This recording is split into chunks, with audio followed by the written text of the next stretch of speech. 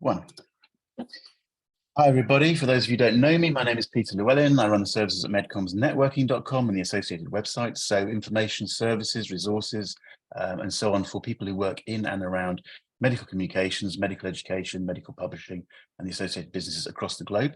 One of the things that I've tried to do over the last few years is to support the MedComms freelancers, and everything we're doing today in a series of sessions online is about freelancing in and around MedComms, medical writing, and so on. Absolutely delighted in this section that we're going to be joined by, we are joined by Eleanor and by Charlotte.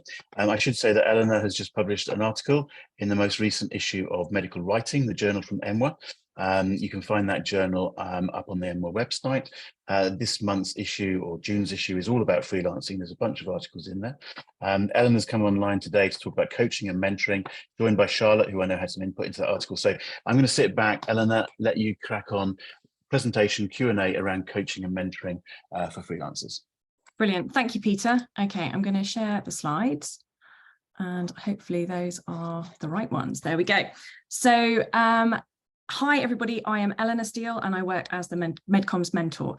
I have been in MedComms since 2004, working mainly on the medical writing side, and I went freelance in 2018. So I've been working as the MedComms Mentor, offering training and mentoring to medical writers since 2020. And today we're talking about the value of coaching, mentoring, and peer support for MedComms freelancers, because this is obviously a topic very close to my heart. Now, in the article, I talk about peer support and talk to Peter about some of the different ways that freelancers can access peer support. And I also talked to Charlotte Rooney, who is a coach, and she provided some of the coaching perspective in the article. So Charlotte, would you like to introduce yourself too? Yes. Hi, everyone. I'm Charlotte Rooney of A Half Managed Mind. As Eleanor said, I am a coach. I work mainly with women who are over 35 and who are trying to figure out how they can be everything to all people, do all things, and not burn themselves out in the process. So we'll be having a conversation about that a little bit later. Super. Thanks, Charlotte. Shall we actually start off by looking at the difference between coaching and mentoring and why different people might need different types of support? Yeah, I think that's a really good question, because there's a huge amount of overlap between coaching and mentoring, and it's often not clear why you might want someone who is a coach rather than a mentor. And in fact, many mentors will employ coaching techniques as well. So both coaching and mentoring will help you to advance in your career in the way that you want to, so move you further forwards towards the types of goals that you want. The key difference, if you are thinking about getting some support in this area, is a coach is not necessarily industry specific. So they may or may not have any experience in MedComms if you are hiring a coach to support you. A mentor very definitely should have experience in the same industry as you. Normally, you would look for someone who is a few years or many years ahead of you down the road that you wish to go on. So both of them can help you to figure out what you want, what the right way to do it is. But a mentor is far more likely to be able to give you really industry-specific tactics and tips, whereas a coach is going to be much more about helping you to figure out the right way for you. Super. Yeah, I think that's a really important distinction, and something that I really looked at in the article is thinking about why freelancers specifically might benefit from coaching and mentoring. Now, a lot of freelancers will have come from some other kind of work background, often an agency background, where you will have a line manager and a team and other people around you, whereas freelancers can be quite isolated and there's no one to bounce ideas off or to ask for help if you have a problem that you need to solve. Also, freelancing, as Satyen was talking about earlier, is running a business, not just doing the billable client work that you may well have got a lot of experience of from your previous agency job. If we're coming from a medical writing background in particular, we often don't have a lot of those business specific skills like the financial side and project management potentially as well. So having to pick those up at the same time as doing the work can be quite challenging and is often something that freelancers might need a bit of support with. We also often don't get a huge amount of feedback when we're working as a freelancer. And there's definitely no company training or development opportunities like we often get during work in agencies. So that can be another area that people need a bit of support with. It's something that means that we might need support in different ways. So coaching and mentoring can help with different types of challenges. And there are also challenges that might be best helped by finding some kind of training support. But in general, working as a freelancer means we are self-directed. We have to figure things out on our own, but that can be very challenging. So finding some support to help us do that might be the most appropriate thing to do. So we each got a little case study to look at how coaching and mentoring can help different people with different challenges. So I'm going to hand over to Charlotte again for a quick coaching case study. Thanks, Eleanor. So this particular case study is a client that I worked with who had been freelance already for some time. So that transition period from agency to freelance had gone well. She was working as much as she was before. She felt like she was earning well, choosing projects that she wanted to work on, but she wasn't finding it as satisfying as she expected. And so the problem that she came to me with is basically, why am I not as satisfied as I think I should be? This was supposed to be the answer. And I think that's one of the other key things that is potentially a difference when you might be looking for a coach. If you're not really sure what the problem is, but you know that something is wrong, a coach can be really, really helpful in helping you to figure that out. Whereas a mentor is going to be really good at helping you find a solution when you know exactly what you're looking for. So what we did here actually is we started really with that question: what does she think is not working? And looking across all aspects of work and life, so not just work and career, because that sense of satisfaction is so much broader than that. So even though she was looking at, well, my work is going well, I'm making the money that I thought I was, I'm not feeling fully fulfilled. So what's going on? And so we look at family and friends and community and your sense of purpose and meaning and growth and learning, fun, recreation, health, all of those areas that make up you as a full human are the things that we looked at together. And what became apparent throughout that process as we were reflecting on what was and wasn't working for her was that the key problem she was experiencing was about a lack of recognition. So like Eleanor was mentioning, now that she wasn't in an agency, she didn't have a boss who was giving her regular feedback. She wasn't having those one-to-ones and being told that things were going well. And there wasn't the possibility of a promotion or a raise in that really sort of systematic way that there might be. So she had to find a way to basically create that satisfaction for herself. If she wanted a raise, she had to be the one who decided to make that raise happen. So we decided to look at, okay, well, what can she control then within all aspects of her life to feel satisfied? And there are fundamentally a couple of things that we really looked at. We looked at things that we believe and the mindsets that we have about the world around us. And then what practical changes can you make so that you can create that feeling of satisfaction that you wanted to? So the beginning one that we really looked at was a fundamental understanding that this is wrong. So I'm not feeling satisfied, something has gone wrong. And that often will lead you to a feeling of even greater dissatisfaction because you think that something has gone wrong. And that was definitely what was happening for her. So we shifted that belief that everything, all of my sense of satisfaction should be coming from my job, should be coming from this freelance business that I have set up. And once she let go of that assumption, she was able to really start thinking about practical solutions that she could make and changes that she could make in her life to start feeling better. And then we started trying them, testing them out. So the first thing that we tested out was this idea that recognition could come from something other than feedback. So rather than just, if I am not hearing good feedback from my clients, I am not doing a good job, which is what she believed at the time and was leading her to feel that she didn't have the recognition that she wanted. We reframed that as an idea of like, okay, well, what if I assume that everything's going well unless I hear otherwise?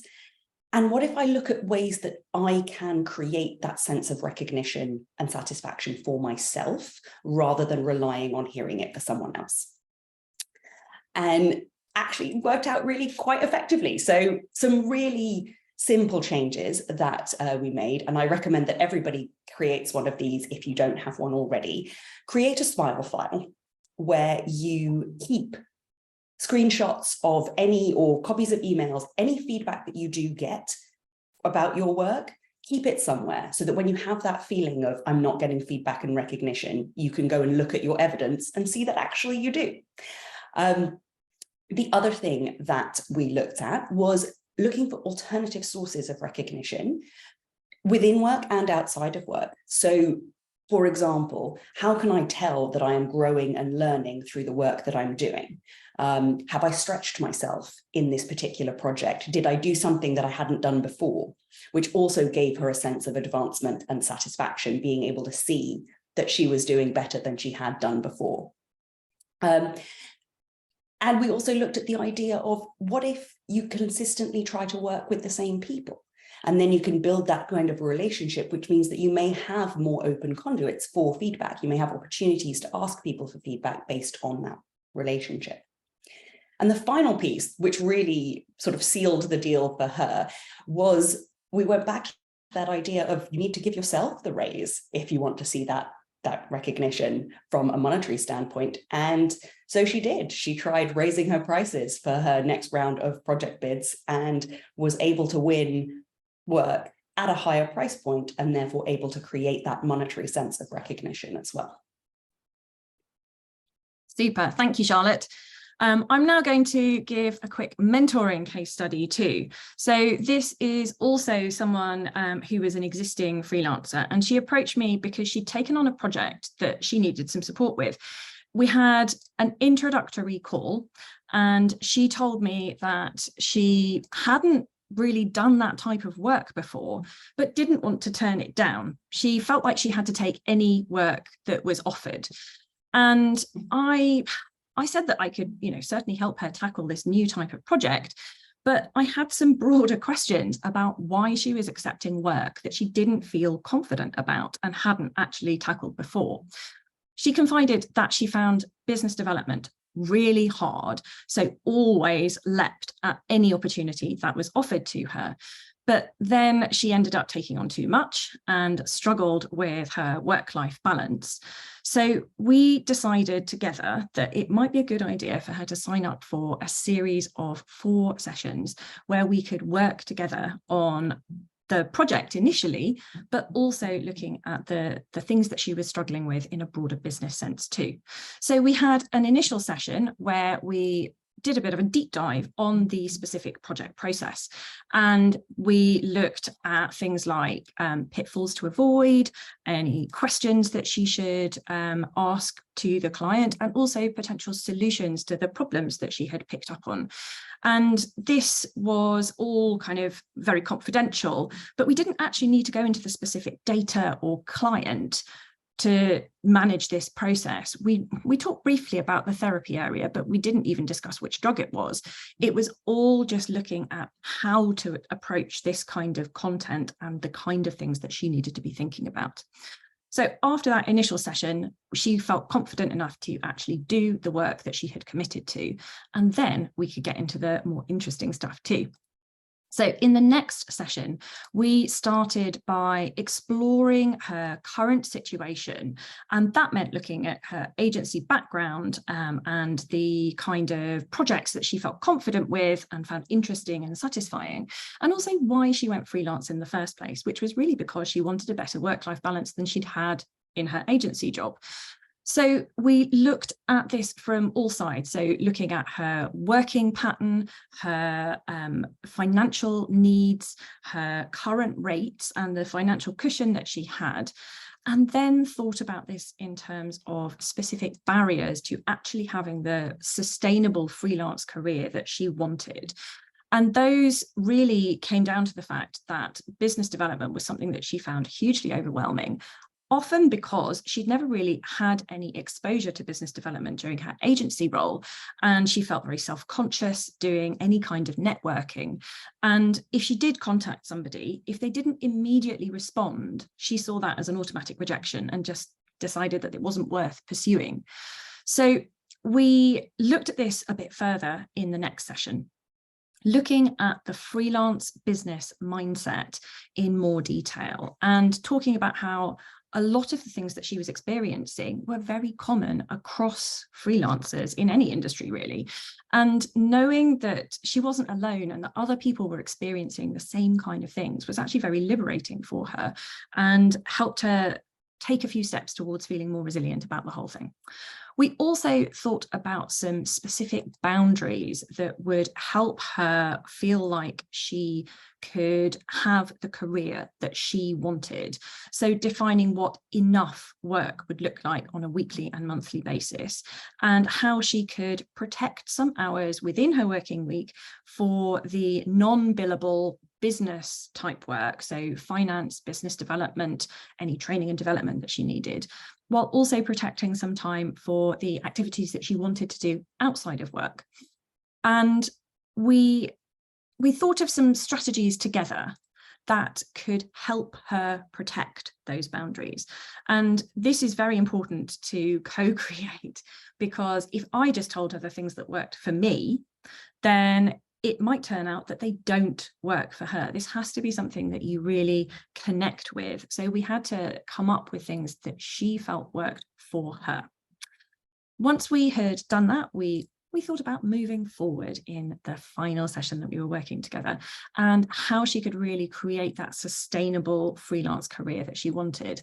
And so we had a deep dive into business development.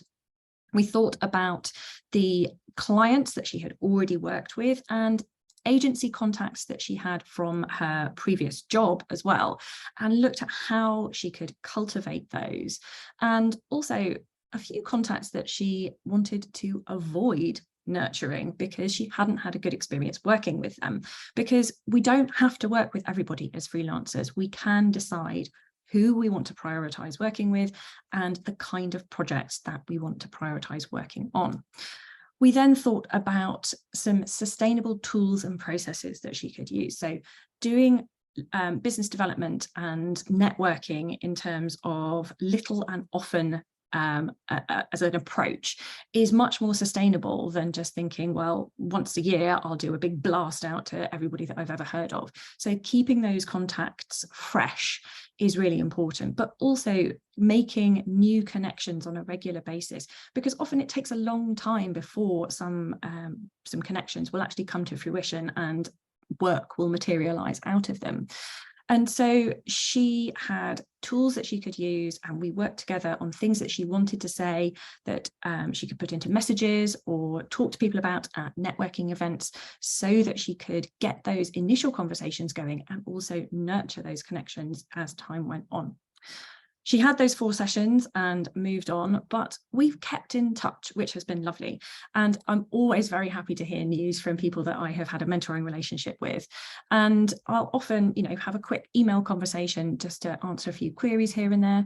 And several people, including this particular client, have actually come back for more sessions if there's something else that they need a little bit of support with. So that's always lovely.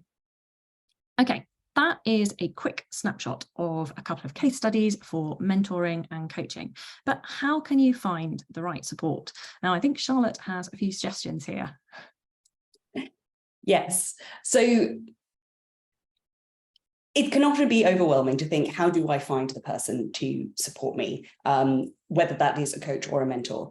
And definitely the first thing that you want to do is you want to use your network of people that you already know. A recommendation from someone you trust is worth a lot.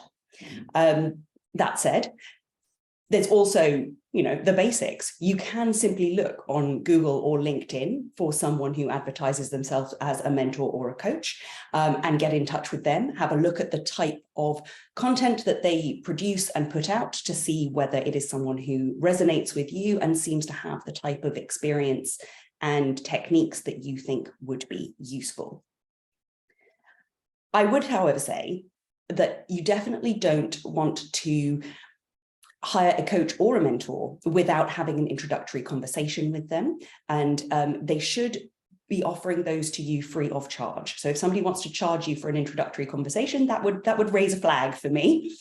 And in that call, one of the things you are definitely looking at is, do I like this person? If they want to co-create solutions with me, if they want to challenge my thinking and help me to shift my mindset or give me advice, am I going to want to listen? And it is a long-standing relationship, as Eleanor was saying. You're going to meet with this person several times. So you do want to make sure that you feel comfortable in that relationship. But beyond just chemistry, there are some really practical questions that it is also worth asking. I have had some fantastic ones in my time, including the very blunt, who are you to coach me? Which I absolutely love, because it is definitely a question that's worth asking. You want to check the person's credentials. You want to understand what experience do they have working with people like you, helping you with problems like this. So I absolutely loved that. The other one that I particularly enjoyed was, so at the end of our time together, what is the deliverable that we will have created? And I think this is, it is a project that you're working on together, and you are hiring someone to help you work on Project You. So that's a reasonable question. And then, as Eleanor has here, some very, very basic questions that you definitely want to make sure you get the information on before you get started, such as, what will this cost? And what will the logistics be of us working together? Anything else you would add, Eleanor? Because I'm sure there are many, many more questions you could ask someone to help you get the right person to support you. Yeah, that's a good point. I think sometimes it's also about what kind of questions the potential coach or mentor asks you, and whether you feel like they are listening to the answers that you give them. So are they coming up with questions that really reflect what you're saying to them, or does it feel like they're just kind of reading off a script and they could be talking to anybody? And whether the interaction just feels natural and comfortable, because whether you're being coached or mentored, it can feel quite vulnerable, and you have to feel like you are in a safe space to have those kind of conversations, so that you can be really honest about the challenges that you're facing and make sure that you're actually getting support with the right thing. It would be a real shame to sign up to work with a coach or a mentor, but actually feel too vulnerable to be able to talk about what the real problem is. And so you just won't get the benefit if you don't have that kind of psychological safety. Yeah. Okay. That's a really good point, and definitely one that is worth considering. One more to add, even though I know we want to have time for Q&A from other people, which is also to ask the coach or mentor about their process or policy for readjusting the relationship if you don't feel like you're getting what you want from it. It is a co-created relationship. It is a co-created deliverable that you are working on. And if you don't feel that you are getting what you want, you also want to know that that person is going to be receptive to redefining the parameters to make sure that it is a successful relationship for you, and that you are able to get what you're paying for fundamentally, which is the results that you want for you and your business. Yeah, absolutely. Super. Okay, well, hopefully this has been a useful presentation. And before we get into the Q&A, we both just wanted to say it would be lovely to hear from you. And if you have any questions that we don't actually manage to answer during the next session, then please do get in touch. This is how you can get in touch with us. Peter will probably giggle about the fact that I've got a QR code. So if you use this QR code for both of us, you will be taken through to a website where you can sign up, and you will receive a free PDF to some very exciting freelance specific freebies, and you will also be able to sign up to our email list through that. So please do use that QR code, and I'm also going to stick the link to the article that I contributed to the MWOT issue about freelancing, that's in the chat now so that you can get that from there. Right, on that note, I am going to stop sharing the screen so that we can have a bit of a Q&A. Brilliant. And for the purposes of the recording, just a reminder that you can go just simply to MWOT's website, look in the journal section, and it's quite easy to find the article. That's probably worth saying that. I thought that was great. As several people commented along the way, and I would have to say, I think that was one of the nicest distinctions between coaching and mentoring. Certainly I've heard, and it was illustrated very nicely. So thank you for that. I just wondered, and I don't know where we can go with this. We've only got a minute or so really in reality to talk for the moment. So can you answer this very simply? Face-to-face versus online coaching and mentoring? Any view, any problems, any, is it nothing to worry about? I think you both probably touched on the fact that it can be a sensitive discussion or whatever. Okay, so any views on face-to-face versus online? So in my experience, I have only done online mentoring as the MedComms mentor. When I have done face-to-face mentoring, it's been in a role within an agency. So I've done both, but it's been quite a different setting. So I think having a safe, actual physical space in which you can have this kind of conversation is important.